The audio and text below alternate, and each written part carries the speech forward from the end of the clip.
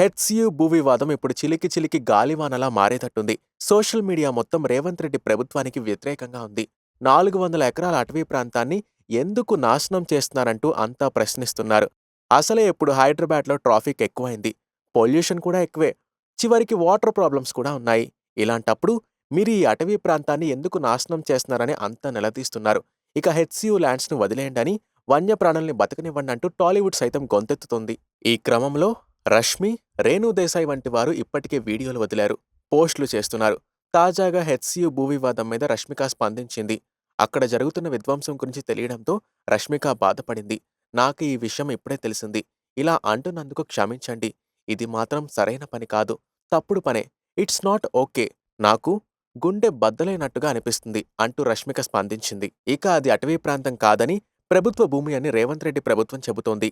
HCU భూముల వేలాన్ని ఆపండి అని హైకోర్టు ఆర్డర్ కూడా ఇచ్చింది. అయితే ప్రభుత్వం మాత్రం ముందుకు వెళ్తున్నట్టుగానే కనిపిస్తుంది.